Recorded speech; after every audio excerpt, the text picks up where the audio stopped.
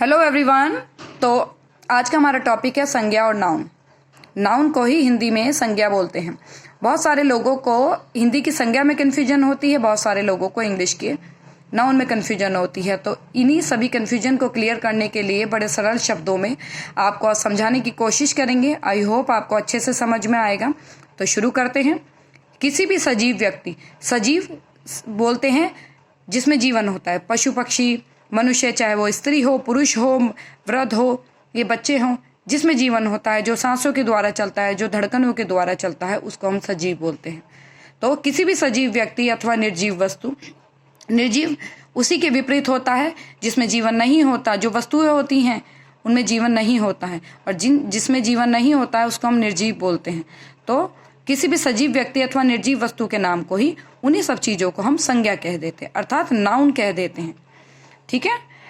A noun is the name of living being. Living being बोलते हैं जो धड़कनों से चलता है, सांसों से चलता है, जिसमें जीवन होता है, उसको हम लिविंग बीइंग बोल देते हैं। ओके।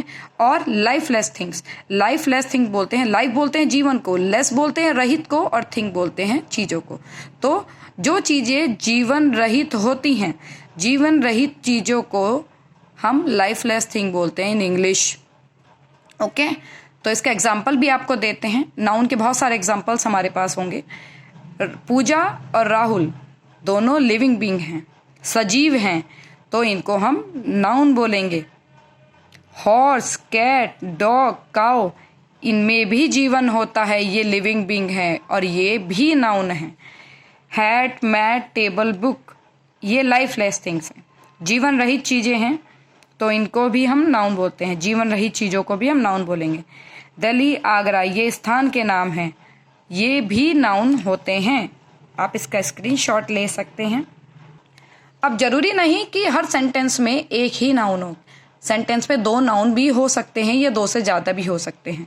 तो आपको क्लियर कर दें कि जो सेंटेंस में पहले स्थान पर होता है, जो सेंटेंस में पहले स्थान पर मतलब मुख्य होता है, उसको हम सब्जेक्ट बोलते हैं। सब्जेक्ट को हिंदी में कर्ता बोलते हैं। सरल शब्दों में वाक्य में जो काम करता है, वाक्य में जो काम करता है, जो हेड होता है, उसको हम सब्जेक्ट बोलते हैं। ठीक है।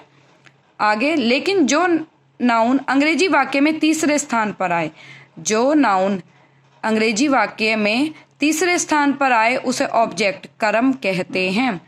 उसे ऑब्जेक्ट कहते हैं, जिसको हिंदी में कर्म बोलते हैं। सरल शब्दों में जिसके ऊपर या जिसके लिए कार्य हो रहा हो, उसको हम ऑब्जेक्ट बोलते हैं। ठीक है। इसका उदाहरण यहाँ पर आपको दे देते हैं। जैसे हिंदी में बोलें श्याम कॉफी पीता है, तो हम उसको इंग्लिश में बोलेंगे श्याम ड्रिंक्स कॉफी। तो पहले स्थान पर हमारा सब्जेक्ट आया, कर्ता, ये दूसरा स्थान है, इस स्थान पर होता है वर्ब। ठीक है। इस स्थान पर वर्ब होता है। अब शाम क्या कर रहा है? शाम कॉफी पी रहा है। तो इसमें दो नाउन है, शाम नाउन है और कॉफी, ये लिविंग बीइंग है और ये लाइफलेस बीइंग थिंग है। ठीक है। ये दो हमारे नाउन हैं।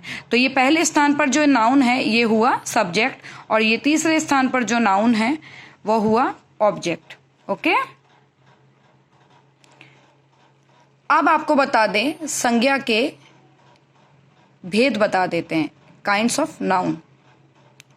तो संज्ञा के, नाउन के 5 भेद होते हैं। नंबर 1 प्रॉपर नाउन, व्यक्तिवाचक संज्ञा। नंबर 2 कॉमन नाउन, जातिवाचक संज्ञा। नंबर 3 कलेक्टिव नाउन, समूहवाचक संज्ञा। नंबर 4 मटेरियल नाउन, द्रव्यवाचक संज्ञा। और नंबर 5 एब्स्ट्रैक्ट नाउन, भाववाचक संज्ञा। ये चीजें मैं आपको अपनी नेक्स्ट वीडियो में या फिर उससे आगे की वीडियो में क्लियर करूंगी। तो जुड़े रहना वीडियो से, जिससे कि आपको सारी चीजें मैं डे बाय डे क्लियर करती रहूं। एंड वीडियो अच्छी लगी हो तो लाइक, शेयर एंड सब्सक्राइब जरूर करना, और ये कमेंट में जरूर बताना कि आपको प्रॉपरली वीडियो समझ में आई है या नहीं। Thank you so much video को देखने के लिए।